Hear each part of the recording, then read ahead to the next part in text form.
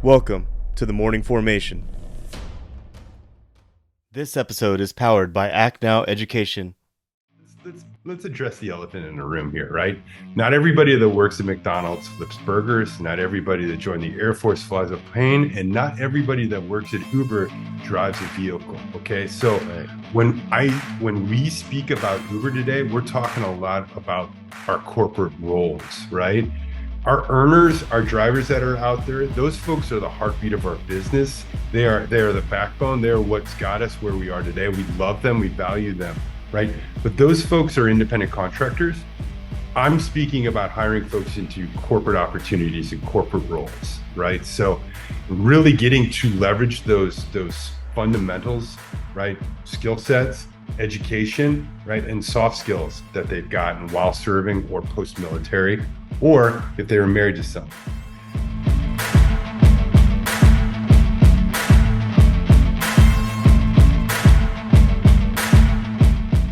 Warriors fall in.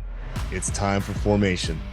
So today I'm joined with an Army veteran who now serves as the head of veteran and military programs for the well-known, innovative company that you know and I know called Uber. In today's episode, you might be surprised and you might see Uber in a different light that'll make you understand that there are really a ton of opportunities for career growth after the uniform. Today I'm joined with Michael Pett, who's going to discuss his own transition out of the military and how Uber plans to connect with the military community and the career seekers out there after the uniform. Michael, thank you for joining us today on the Morning Formation podcast. Oh, I'm excited to be here. Thank you so much for having me.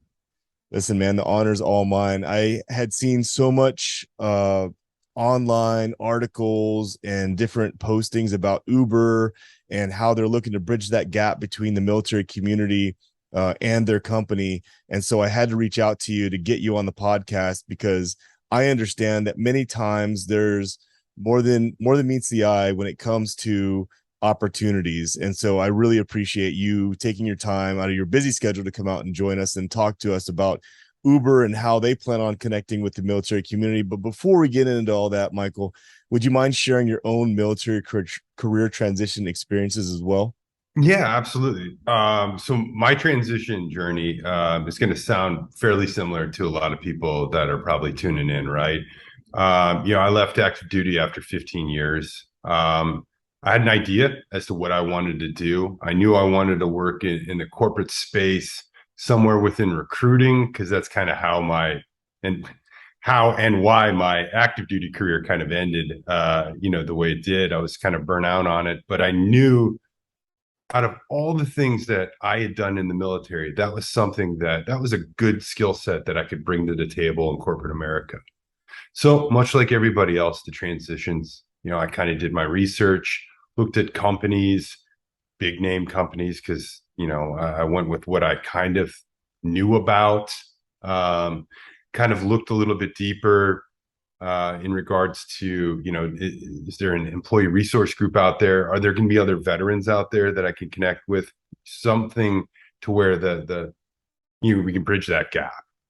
Ultimately, I met a dear friend of mine who worked for a company called Accenture, which is a really large global consulting firm. And they had a strong reputation. And he said, hey, you might want to check this place out. So he referred me. And really a few weeks later, I was employed there. Now, here's where it gets a little tricky though. Okay. I'm Mr. Uniform every day. I don't know what it means to become a contractor. Okay. And for those of y'all listening in, a contractor is different than a full-time employee. You might both be putting in 40 hours a week, but that contractor doesn't necessarily have paid time off, right? No vacation time. They may not have any insurance benefits. They may not have a 401k. They may not have a lot of things. So I took a leap of faith. I really did. I said, you know what? I'm going to try this contractor route out and I'm going to see how it plays. And lo and behold, 6 months later, I got converted to a full-time employee. I wound up taking over the team a year and a half later, and we did amazing things. Now, that sounds like a success story, right? Sounds like nothing bad happened along the way. Right. Let me tell you, 8 days in to my role at Accenture, I was calling up active duty recruiters again. I was scared to death. I felt like I had made the biggest mistake. There was a language barrier. I wasn't knife handing anybody, per se, as a senior non-commissioned officer, but I was out of my element and I was Mm, scared to death. So what I began to do, and I'm sorry, y'all, this is a long-winded response to this question, but I started taking down notes because I knew that if my goofy self was having a bad transition, wasn't assimilating, wasn't integrating properly, I knew that our brothers and sisters after me were also going to go through that. So I started taking the notes down, figuring out ways to kind of crack in, learn more, do more, be better. And I turned those into really books that we would give our future veteran and military partner employees. And that's what I do here at Uber too, to really ease in that pain of transition. So basically, to answer your question, I went through the transition like everybody else did. I didn't have a whole lot of assistance. I didn't go to Harvard.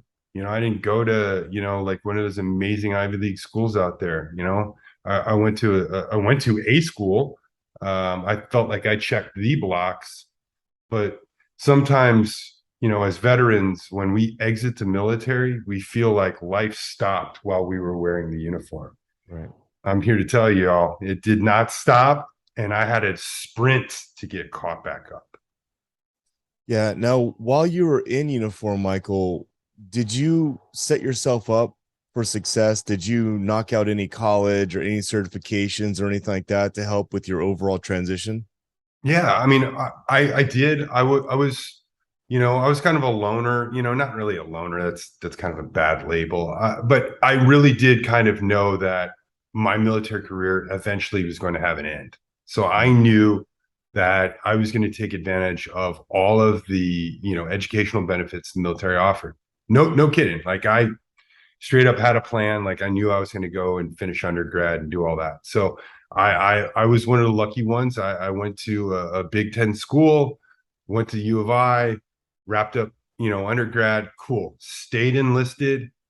Went up through the ranks. I know you're a Mustang, but I stayed the enlisted, route because I love training people. I love being around Joe, and I loved having that ability to kind of shape and the future leaders of the United States Army. yeah. And I think when you mentioned loner, to me, what that means to me was you kind of decided to do things on your own without a whole lot of help. At least that's how it was for me, man. Like when I got out, I did not seek the help of taps. I did not seek the help of anyone else. I just did it myself, which is the one I think big mistake that I made. And I probably should have sought the help of folks out there that kind of had already been there, done that before. Did you experience the same as well? Absolutely. I think when all of us were ACAPing, for, and processing out, we were looking at that time like, hey, I got to get my stuff straight. I want my Mm, household goods to make sure that they get home, and make sure that like my family has a bed for me, or something along those lines. Plus you know this, we talked about it already, right? I'm a Schofield guy, right? So when I was leaving, to go halfway back around the world to back to Chicago, mm, I needed to make sure certain things were going to be there. And guess what? They weren't. My family wasn't even in Illinois anymore. They had moved mm, to Georgia. I was mm. coming back, so like there's all these things that I had to kind of wrap my head around. The last thing I was concentrating on was A capping, right? Checking those little blocks. That Yeah. wasn't my style. I knew I was going to school. Everything else could wait. That was something that I truly do regret, not taking advantage of those on base resources. Yeah, same goes for me. And I think it's the same for a lot of people too. Because even now today, when I speak to people that are still in uniform and I try to talk to them about networking, they're like, I don't need that, and they kind of blow it off. And I'm like, you're gonna regret it. So Sure. it's you try to reach the folks that you can and you just try to talk to the folks that don't want to listen, and hopefully someday they'll actually get it. But you mentioned you're a recruiter for a number of years, Yeah. and I've spoken to other recruiters before, and the feedback that I've gotten out of that specific position was that job skill of having the soft skills, I should say, of being a recruiter actually translated over to the civilian side. Would you also agree with that? Oh, 100%. You know, so a lot of, well, I mean, all the Army recruiters, I can't speak to everybody else, but I would assume that all branches go to a similar style of training, right? But with that, you get sales experience, comprehensive communication skills, right? Right. All these amazing tools, that you think when you're serving, you're never going to use these things again, right? Right. But as you look, through that other lens, right, as you look towards the exit, you know that that's a lot of stuff you can bring to the table with you. And that's going to shine really, really well when you go through the interview process. And the cool thing about it was, I hitched my wagon to the right company or companies, right? People saw that value that came from what I learned in the Army. Right. Yeah, and that's my point exactly is a lot of times people don't see the translation. And when I had heard actually it was a sergeant major that mentioned that to me, that his time in recruiting really helped him as far as being a civilian in real estate, I was really surprised. And he said, yeah, the soft skills that I learned in recruiting really helped me out. And so sometimes it's kind of hard for people to draw those lines between the skills that we utilize and we actually put to use on a regular basis in the military and how they can be utilized on the civilian side. So I thought that was quite fascinating. And just to pivot, and by the way, just to comment real quick, I think it's absolutely fabulous that Uber has positioned somebody like you as a representative to be that bridge between the military and the civilian career field.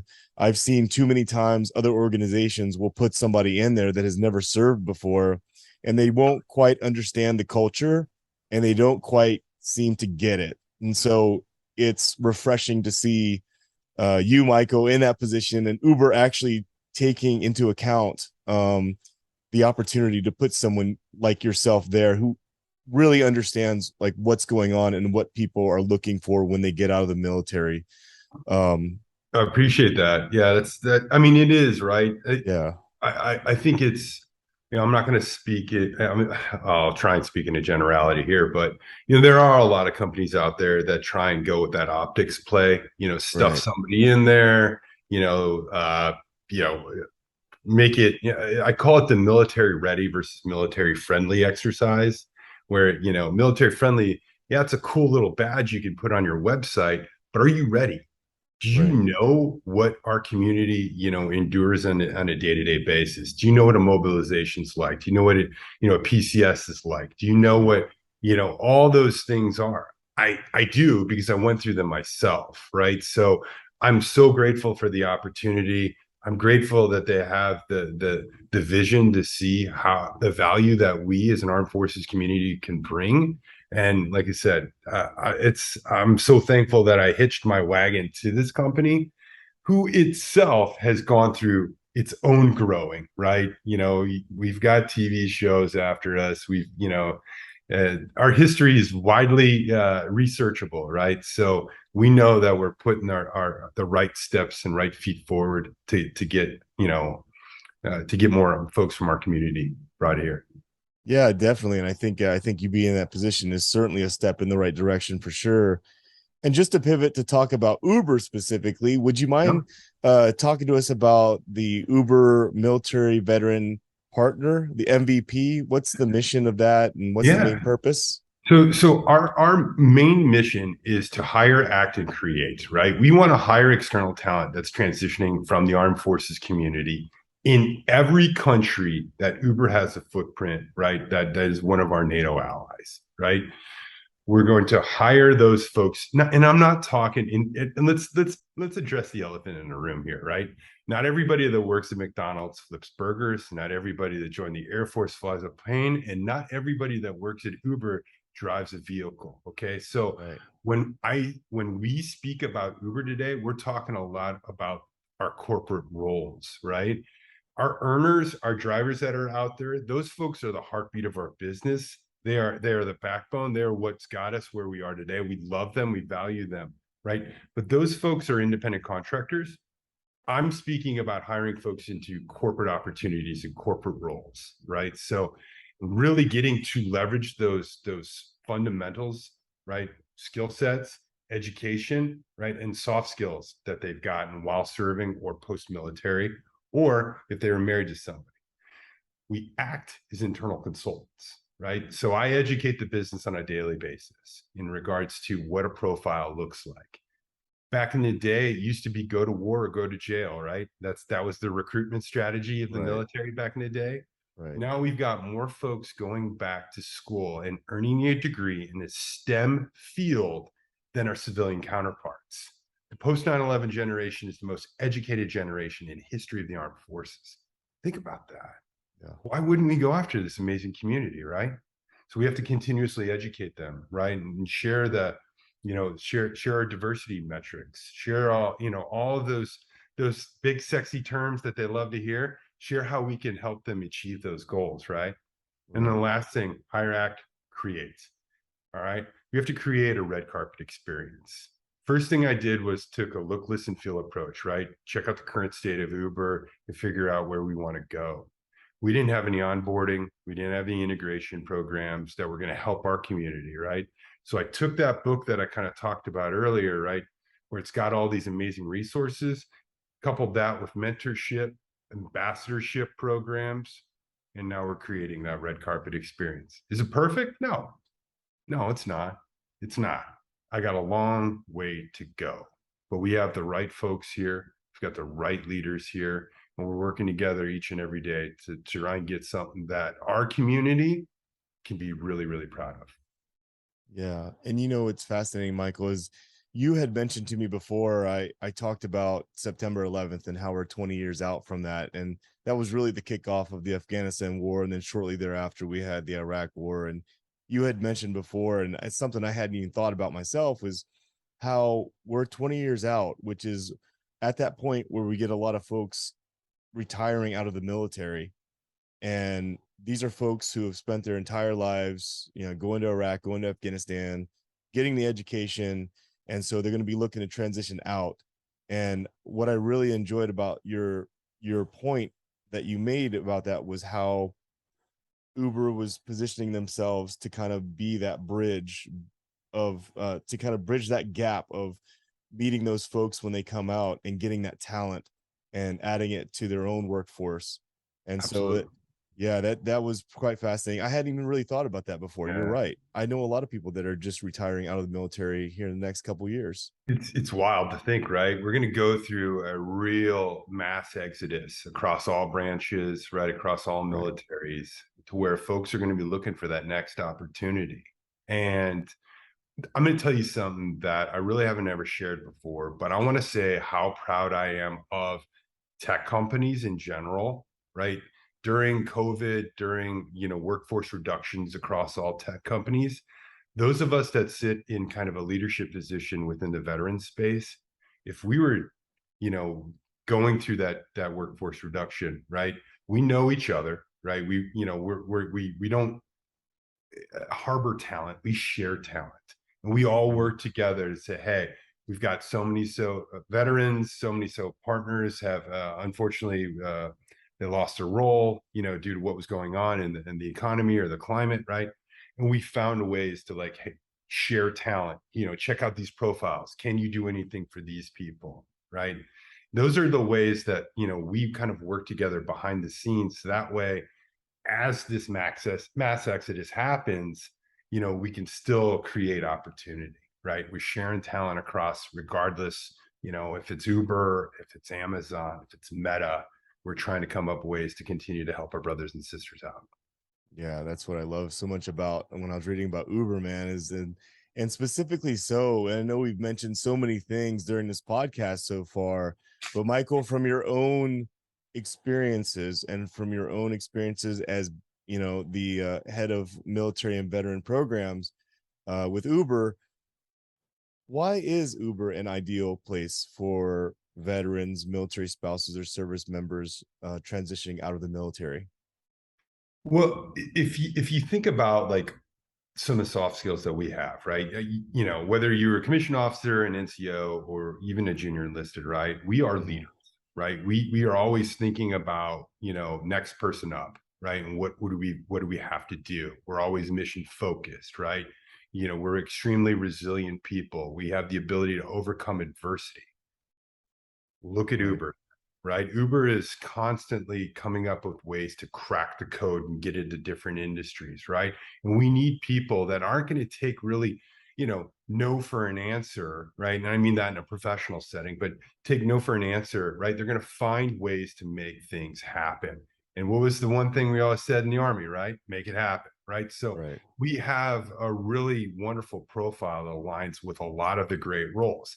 Is it a one-to-one? Heck no, right? And nothing's a one-to-one comparison, but there are a lot of positions that we've got, whether they be in operations or project management, right? To where you can take a lot of what you've done in the military and bring it right to the table. You might need a little upskilling. You might need to get a couple of other things under your belt to make sure you're the perfect fit. But that's the way it is with whether it be Uber or anywhere else, right? But Uber recognizes that value. But let's not forget about our military spouses, or as we call them, military partners, right? They've been holding it down. I know the NCOs are the backbone of the Army, right? No, I'm going to change that over. The military partners are the backbone of the military, right?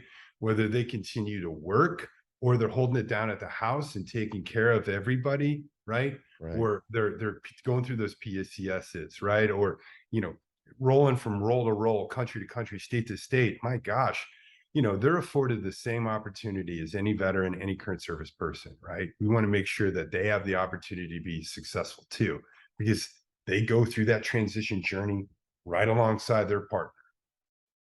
Right. Yeah, totally. And I used to host a room in Clubhouse where I had the likes of military spouses, service members, veterans, all under one roof. So I would hear everyone from the military community and some of the issues that they were having, and then also hear some of the resources that were reaching out to help out those folks, because it really is one family when it comes to not just a military veteran, but also it's everything that they go through, from deployments to TDYs to moves and all that stuff. It's felt throughout the entire family itself. And I love what you said about make it happen, because I have done some research on Uber's history, and they have overcome a lot to be where they're at right Yeah, now. man. I know. And You burn me with those questions. Is that what you're gonna do? no, it's actually I find it quite fitting for military members to be fitted with a company that has overcome a lot of obstacles, because as veterans we also do too, right? And so you're talking about all these different things, expansive like career opportunities within Uber. Could you explain how Uber is actually a tech company versus just a rideshare business? And Yeah. what are some of the lesser known opportunities for our listeners out there? Yeah. No. I'm so glad you brought that up, right? So, Uber as a service, right, is rideshare. It is, having your, food and goods and services delivered, right? So for the end user, right, that's how they look at us, right? They go to their app, they order what they want to either have brought to them, have them picked up, have it delivered. There's so many different options that's out on our platform. But if you flip that, right, which is kind of like why I brought up not everybody at McDonald's flips burgers, right? We are a tech company because it's our software that people are using, right? Just like TikTok, just like, and not to use them because I'm a frequent user of their stuff, but, Twitter, Meta, those are all tech companies, and we fall within that window as well because we are providing services through a tech-based, app, Right. right, to provide it there. Our folks are some of the sharpest people I've ever had the privilege of meeting. I mean, each and every day, I am just blown away at the level of intelligence in some of our offices, right? Whether they're, fresh out of, high school in some instances, fresh out Mhm. of college, right? What have you. These are some sharp folks. So it's really, really cool to be around them. It's almost infectious, to hear some of them kind of have their chats. Now, as veterans think about technology, sometimes they get a little skittish. They're like, whoa, it's not my lane. Right. I'm not a software engineer. I don't know anything about that. Well, let me tell you, there are so many amazing resources for free to the armed forces community to get them tech savvy. I know a lot of people are participating in skill bridge apprenticeships, right? To get them up to speed. We have academy programs, okay? And I'm getting actually to kick one off in a couple of weeks. It's called Boost. Okay. But we were going to bring in 15 folks and we are going to teach them 8 months worth of software engineering. They're going to be hired, they're going to be paid, they're going to be brought on, they're full-time employees, and they will work for us after they're done with their training academy. But I mean, think about that. That's Right. designed to upskill them. Is a college degree required? Nope. Imagine that. Could you imagine being a software engineer at an amazing company like Uber without Right. a college degree? Now, some of them might have them, right? Because they Right. got it. But we are going to take folks that are leveraging, a boot camp or an accelerator program and bringing them on. So as veterans and military partners, exit out of the military and they begin thinking, gosh, what's next? Oh, there's no way I'm ever going to get into technology. There's no way I can do this. There's no way I can get into that. I don't, I wouldn't be so quick to say that because there are so many exciting programs, right? We have a sales academy, the talent acquisition academy, software engineering academies, data science academies. So all these amazing ways to kind of jump right in, work for an amazing tech company and start really, earning a great, amount of money, a great benefits package to set you and your family up for the foreseeable future. Wow. That gets me excited, to be Yeah, honest with you, man. Just listening to your voice and listening to all the opportunities that are out there. You mentioned all these different academies and these programs. Um, can you talk in further detail about the talent development and the career progression within Uber? absolutely. So, in the military, if I'm a civilian, I can Google, our pay charts, right? I can find out, 2 years, 4 years. I can look up, AR 600-8-19, right? And look up the promotions, right? I can find all of that material out. On the corporate side, right? It's a little bit more challenging to figure out what it's going to take for you to get to that next rung, right? So when we bring folks on, they're instantly given a mentor. All right. That person is going to help them better understand kind of how to navigate that lane, that new lane they find themselves in, which is pretty exciting, right? Because starting a new thing, it doesn't matter if you spent 5 years in the military or 20 years in the military. When you're take the uniform off and you start that next role, it's going to be somewhat intimidating. So having a mentor, that's awesome. Additionally, we have employee resource groups. So we really try and nudge our new joiners to join them, right? For me, I need family. I need community. I need that sense of belonging. I need my brothers and sisters who've, shared similar interests, right? So I immediately latched on to our veterans at employee resource group, so that way we could continue to have, the water cooler conversations, right? We talk about deployments. We talk about all that stuff, right? And that helps ease in that transition process. Now, additionally, we have clear guidelines on the competencies that you need to hit in order to get promoted. Sounds very similar to what you did in the military, right? You knew what Right. school you needed to go to, you knew what your PT scores and all that other stuff needed to be, right, in order for you to qualify for promotion. Corporate side, it's exact same, right? As long as you're doing your role, hitting your numbers, doing what you've got to do, following the course, you're going to be good. And there's going to be people there that want to see you succeed that'll help you along the way. Sounds a lot like when you got to your first duty station and you had a Right. sponsor, Right. right? Yes. Took you to S1, S4, showed you where the chow hall was, right? All that stuff. We try and do that. Obviously, COVID has impacted on how much of a high touch process it can be, but we really do try our hardest to get that. And now, with us getting back to the office, we do have a way better way of doing it. It's a lot cooler for the folks joining. Yeah, definitely. I mean, I really appreciate how you know you go to a new duty station, somebody catches you, picks you up from the airport usually, and then takes you to in processing and takes you all these different places because it's a very unknown, strange territory for you to be in a new place in a strange land. And so the fact that Uber recognizes that in itself is very impressive because I can tell you that from my own personal experiences, I've been with employers before that have just kind of been like, here's your information. Just walk down this hallway and figure it out. So it's good to see that they actually have someone to kind of meet you in the middle and kind of show you the ropes and get you acclimated to the lay of the Yeah. land.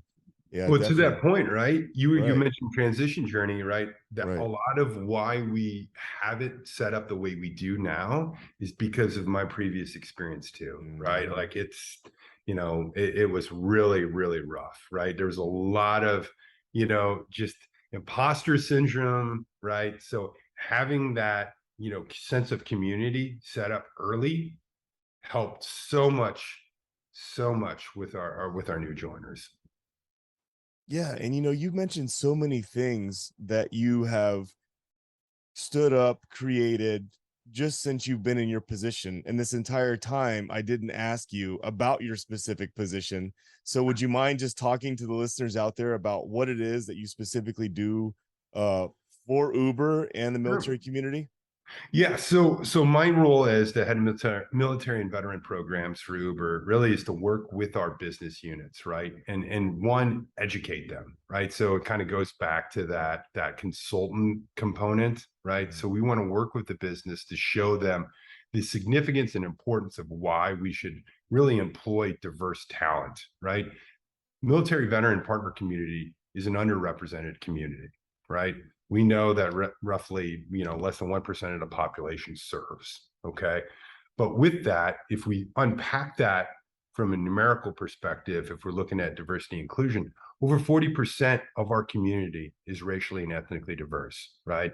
Latinx, African American, right? Black and brown.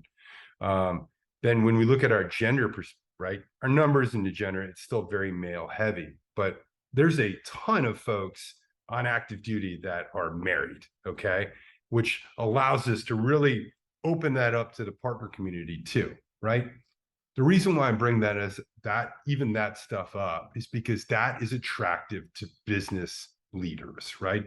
They want to make sure that they have diverse populations working within their business because we know that if there's diversity of thought, right, there's going to be stronger outcomes, right? There's going to be stronger team cohesion, right? You're going to have multiple solutions to solve a problem, right? That just makes for better business. So that's one of the things that I have to continuously do. Additionally, I've got to come up with cool and creative ways to find and attract our talent. Mm-hmm. So whether it be coming on here, right? Right. Or working with other awesome external partners that we have, right? Whether it be the Pat Tillman Foundation, Vets in Tech, Student Veterans of America, the list goes on and on and on and on.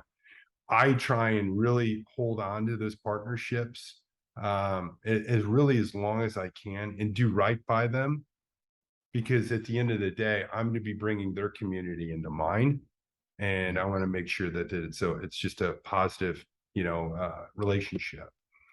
The other thing I have to do is I have to educate our talent acquisition force, right?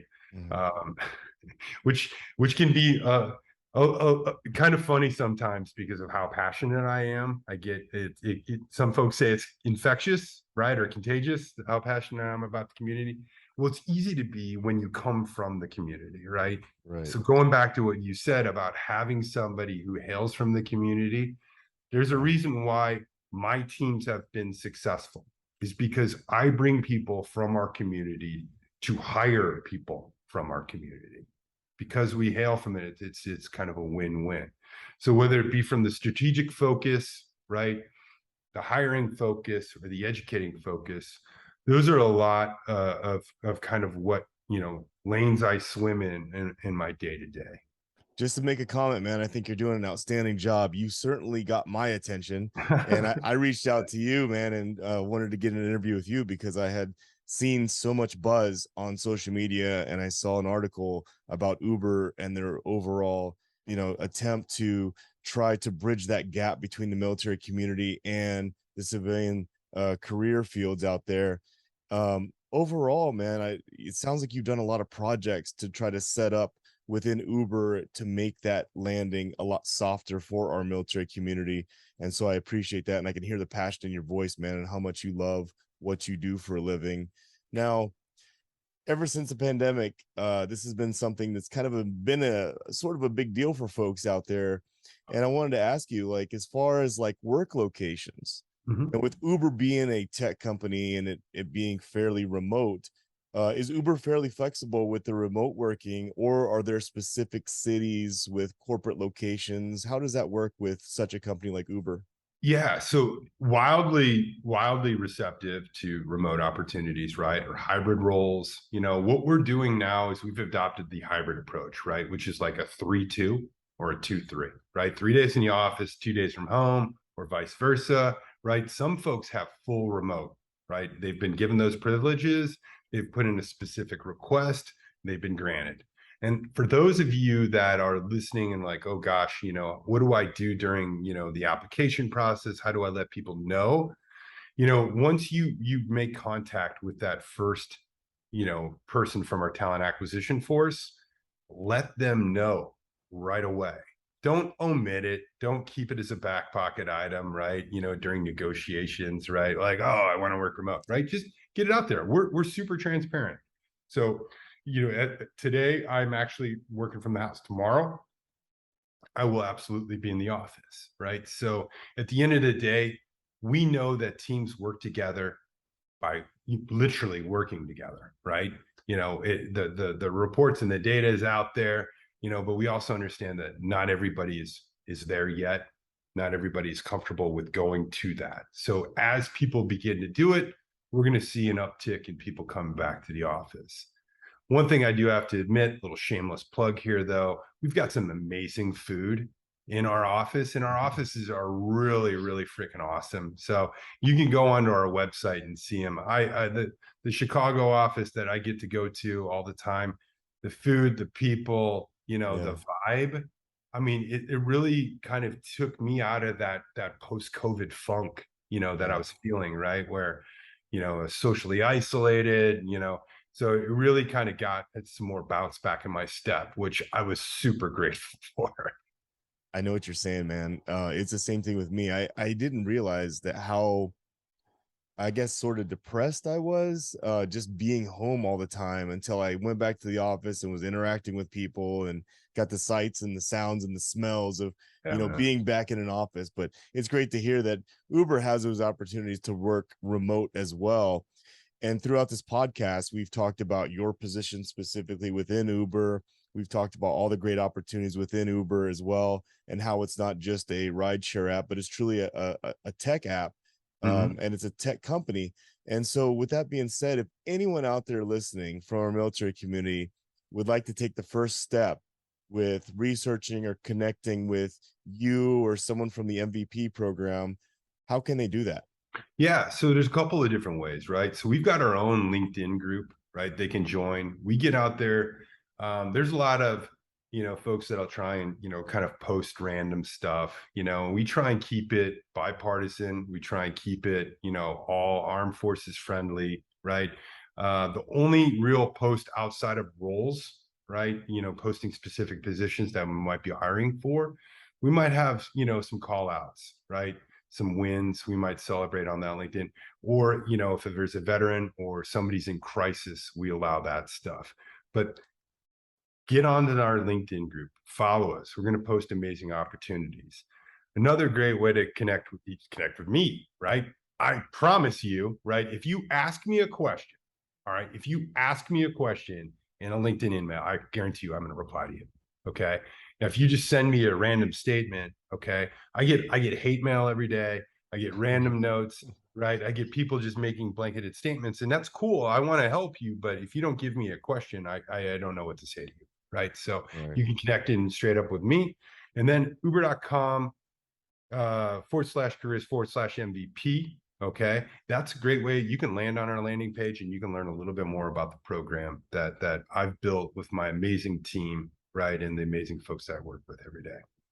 Awesome, man. And my final question is going to be, whether you have any advice for our military community. Before I get to that, I want to Mm. ask you, what is beyond the horizon for Uber and the military programs? Can you talk about anything that's upcoming, any conferences, any events, or Yeah. yeah, we're excited to hear that.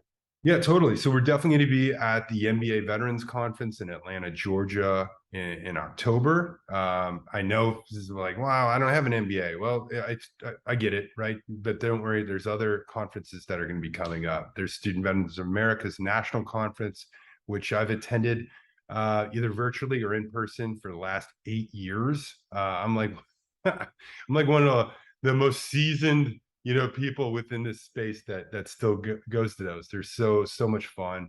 But we're also gonna, we'll be at Afrotech. We're gonna be at Out and Equal. We're gonna be at like every diversity conference that we can try and get into, right? That are coming available.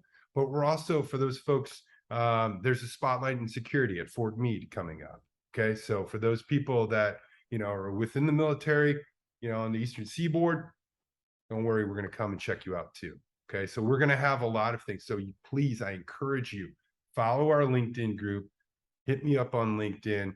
I always try to be as early as possible with the announcements, so that way you guys can plan accordingly. So those are some cool things that we've got coming up. Michael, you're definitely a hustler, man, and I can tell you're very compassionate about what it is that you do. You create a lot of buzz, I to the appreciate it. point, man, where I had to reach out to you and get you on the show, man, because Uber is a very fascinating company.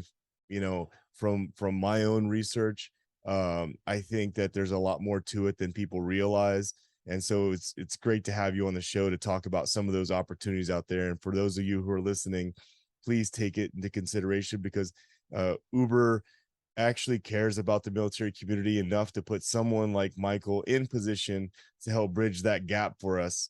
And Michael, just to final out the show today, do you have any final piece of advice for folks out there looking to do a career transition within our community, or do you have any general pieces of advice for folks out there, any for our listeners specifically? Yeah, absolutely. You brought up something earlier. I want to make sure that we hammered this one home, right? Is networking. Right. Listen, I get it. Sometimes it sounds weird to reach out, right, to somebody or to cold call them, right? But let's figure this out, right? Before you exit active duty or exit the military or make that final transition homeward, right? You need a LinkedIn account. It's absolutely mandatory, right? That's kind of the way the business operates now. That is your digital resume. Okay.